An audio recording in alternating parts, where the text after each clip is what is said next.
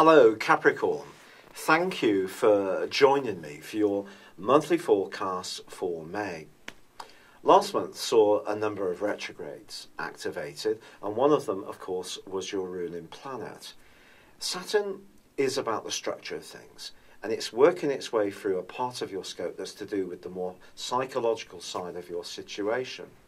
So sometimes it's the unspoken things, or even the things we're not so conscious of, that are going to be in some way undermined by Saturn's more erosive qualities, or should we say characteristics rather than qualities.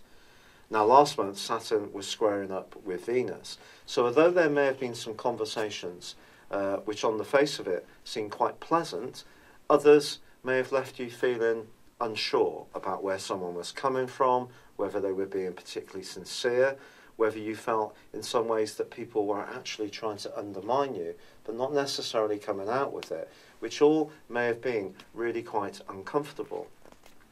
However, as this month begins, the Sun is actually forging a beautiful link with Neptune, and Neptune, the planet of dreams, suggests that your communication can show a lot more ability to flex, be nuanced.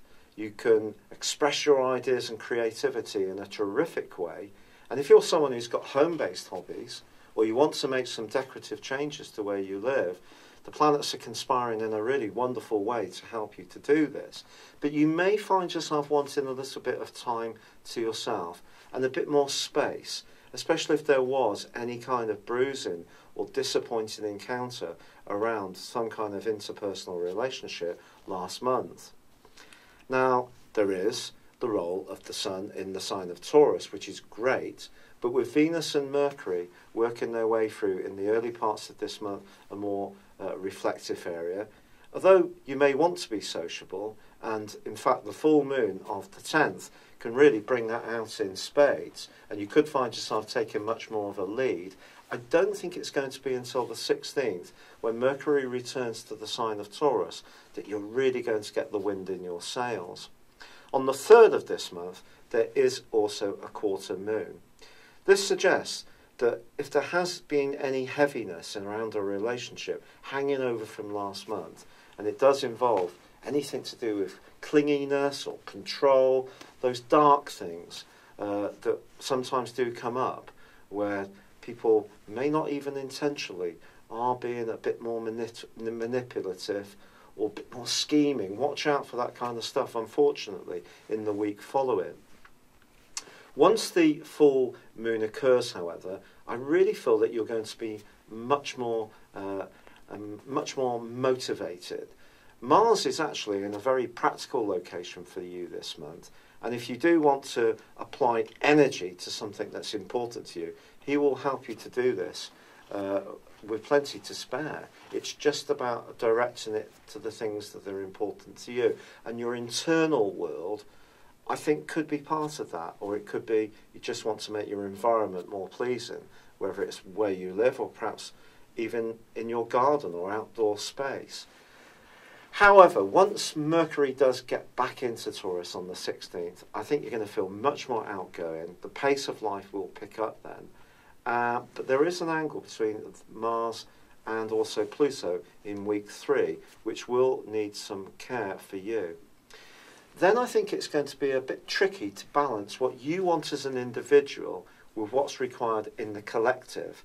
So conversations that you have in that time need to bear that in mind, because at some level people may be wanting you to be a bit more sacrificing at a time when you may want to focus on solely what's good for you.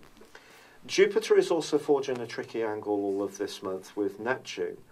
Jupiter continues to give you wonderful opportunities as far as your career is concerned, but you do need to have clear expectations about what's possible. The 20th sees Mercury return to the point where the retrograde began on the 9th of April.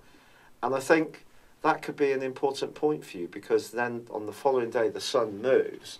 And it's going to help you to really sort the wheat from the chaff. And if you do need to really focus on what's essential in your world, rather than the play side of things, this can help you to really hit the go button and get cracking. Whether it is clearing out your home to create more space, having a mass tidy up, starting to be more creative about making your budget work more effectively, perhaps improvising in terms of making food from scratch rather than buying pre-produced stuff. All that kind of stuff can really grip you in the final 10 days of this month, even if it doesn't sound entirely sexy. But there is a bright angle between Mars and Uranus in the last week. So be open-minded, because someone could come up with a way of approaching an old problem which actually could be a game changer and really help you. Ironically, Pluto is actually squaring with Venus in the last week of this month, and if that relationship issue from last month hasn't been entirely resolved, it could come up again with a bit of a push-pull, so be aware of that. The new moon, which occurs on the 25th, can be great for your physical vitality and your health. The psychological stuff that was there last month, particularly with Saturn, it's not going to be completely at an end, because that's going to be with you until December this year. But I just think it can ease a little bit. But as the month comes to a close, some unexpected visitors may turn up on your doorstep, or if you have got youngsters in the home, one may decide to dispatch from your space rather unexpectedly. So there can be a period of comings and goings. It won't be dull, that's for sure. So this is a month that it does have some real opportunities for you to get on the front foot, especially around your talents. But I think feeling secure and organised is going to be a big part of it too. Thank you for joining me. Good luck and goodbye for now.